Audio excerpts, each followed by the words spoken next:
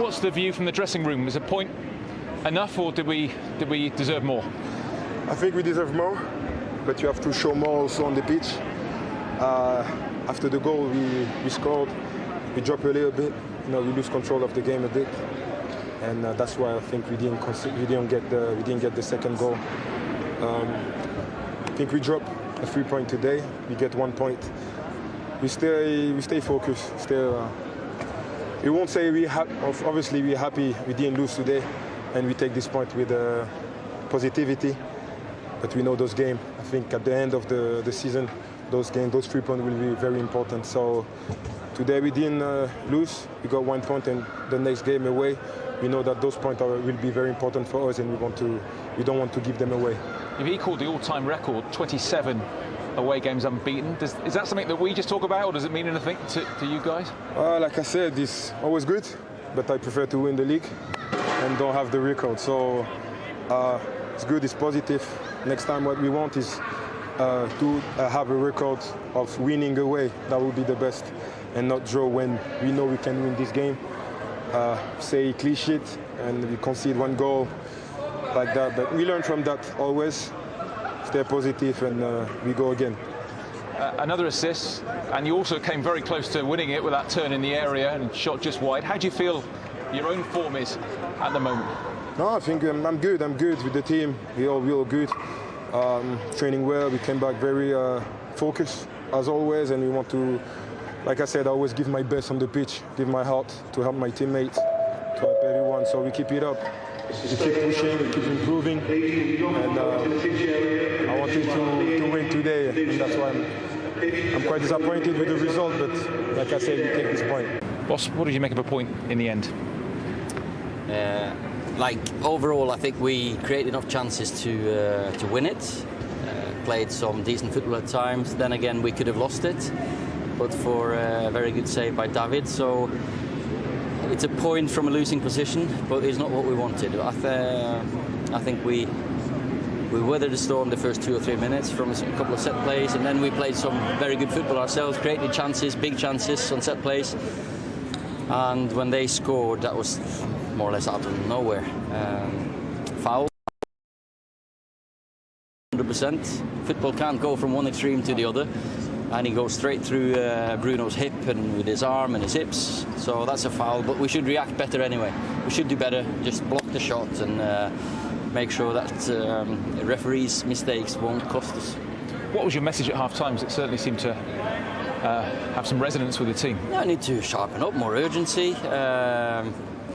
Still keep believing in ourselves. We played some very good football until we scored, and maybe for another 5 minutes, but after that we sloppy, some sloppy football, maybe because of tiredness. We gifted them a couple of chances, and we could have lost it, as I said. When Mason scored so early in the second half, did you think, yeah, here we go, we'll go on from here? We did the next 5, 6, 7 minutes. I thought, yeah, this is good. We created chances. They had a couple of blocks, and we did have opportunities. But then I always believe in these players. Of course I do. But a point when you're not at your best, yeah, sometimes it's not the worst. Yeah, it's a point from a losing position, but still we want two more in every single game. But now it's about working on fitness, some couple of other issues that we need to sort, and then we should be ready for Wolverhampton. Having another week in training for the new guys, for players like Cavani, could that be important? A free week of training ahead of next week?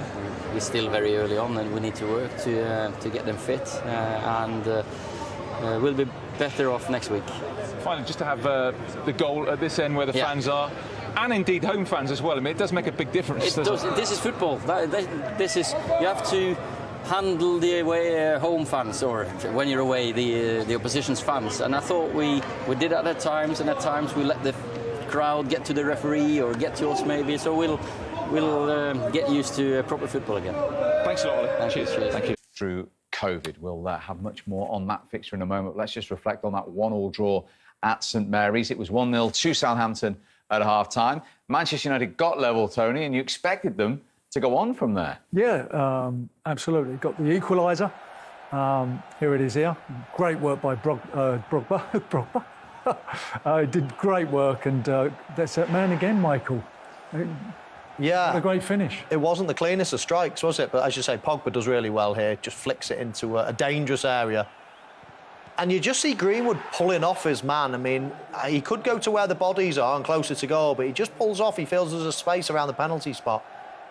And then strikes. I think if the defender was not in front of the goalkeeper, Tony, he would have saved that. I think he was probably blocking his vision, but disappointing to concede when it's a miss it and it squirms in over the line. But you did expect Manchester United to then go and kick into another gear. And I thought Southampton did really well to sort of stem that flow. And if anything, actually had one or two chances themselves to win it. Yeah, and it was Adam Armstrong on his home debut, having scored at Goodison on his debut.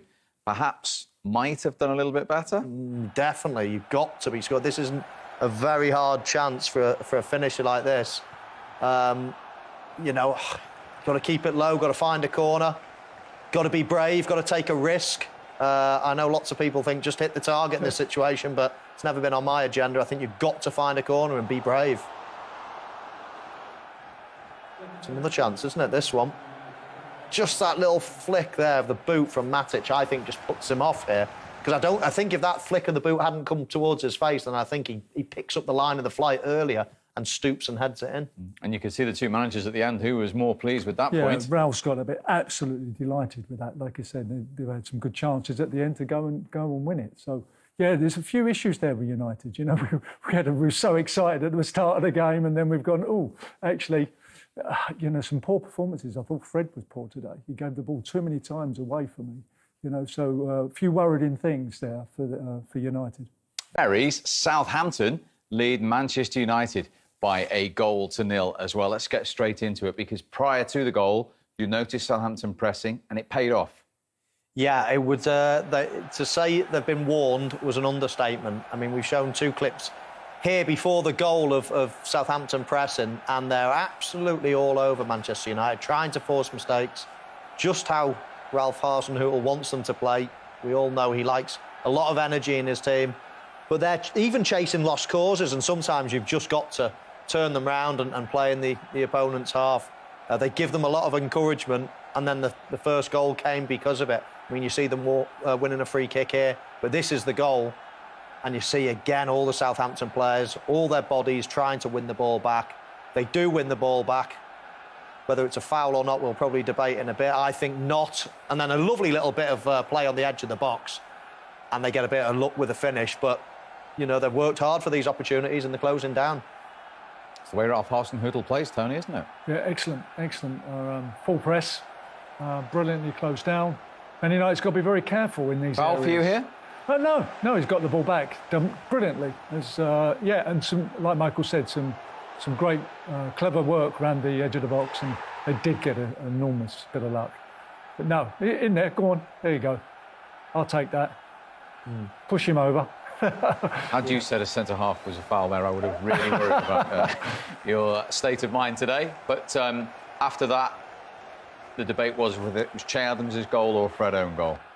Yeah, it was a debate. And then when you see this angle, you quite clearly see he mishits it, really. It's going way wide of the goal, and the deflection takes it inside the near post. So I've got no problem with them awarding the own goal for Fred. And he's not had the best of halves, Fred, sadly for him. No. United started brightly. They've had chances, hit the woodwork, but not been clinical in front of goal, Tony. Yeah, a couple of chances from wide free kicks.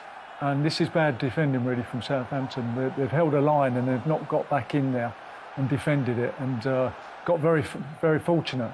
You know, they've got a good line. It's a good starting point. It's no problem, but they need to drop off. Great example there. I wish they did that. They didn't do that, and Man United should have scored. Two opportunities, didn't they, as well? And the same thing here was the opposite side, and pretty much the same mistake they made, Tony. Exactly that, Michael. Not dropping off. You know, you hold the line for a reason. You just can't stop. You have to drop off again, like illustrated. Go and defend it. Go and defend it.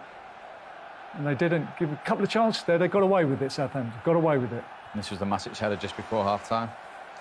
Yeah, interesting, the outswinging corner, nobody on the posts. I think with the outswinger, you can afford to almost clear the decks. And you see the goalkeeper's got nobody around him. So even if he makes a mistake, there's nobody really picking up the pieces there. But that was as much as Manchester United had, which is worrying because we saw how good they were first game against Leeds, and they've hardly created anything so far. Yeah.